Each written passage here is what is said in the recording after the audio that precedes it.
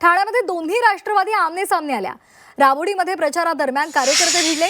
परस्पर विरोधी घोषणा दिल्यामुळे एकच गोंधळ उडाला।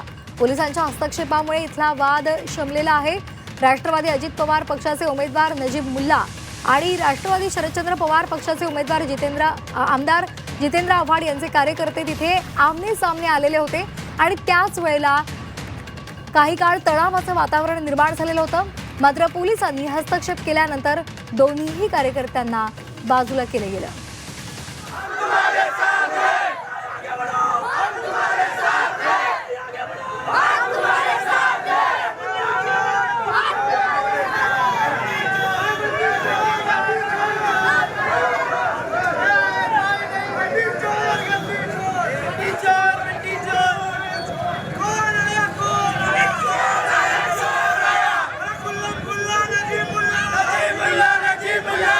राष्ट्रवादी अजित पवार पक्षाचे उमेदवार नजीब मुल्ला आणि राष्ट्रवादी शरदचंद्र पक्षाचे आमदार जितेंद्र आव्हाड यांचे कार्यकर्ते आमने सामने आलेले होते आणि त्यामुळे राडा झालेला होता, गोंधळ झाला होता।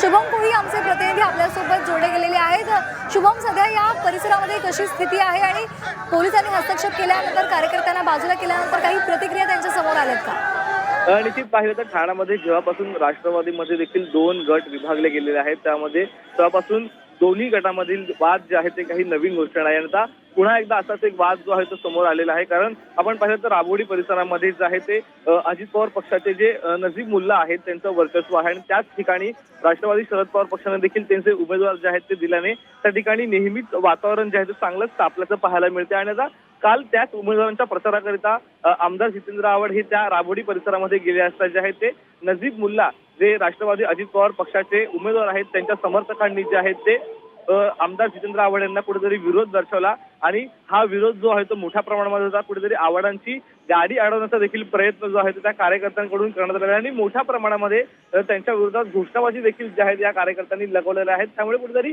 मोठ्या प्रमाणामध्ये दोन्ही पक्षांमधील वादावाद जे आहेत या ठिकाणी पाहायला मिळाले होते आणि मोठ्या प्रमाणामध्ये वातावरण तापल्यानंतर जे आहे ते अखेरीस पोलिसांनी हस्तक्षेप जो आहे तो केला आणि दोन्ही कार्यकर्त्यांना जे आहे ते यावेळी बाजूला एकंदरीत करणार आहे। सध्याची स्थिती आपण पाहिली तर आता त्या ठिकाणी जे आहे ते मोठ्या प्रमाणात पोलिसांचा फौज फाटा जो आहे तो काही वेळ लावण्यामध्ये जो आहे आला होता आणि जे उमेदवार आहेत त्यांना प्रचार जो आहे तो अगदी शांतरित्या जो आहे तो करण्याचे आव्हान जे आहेत एकंदरीत राबोडी पोलिसांनी एकंदरीत दिलेले आहेत।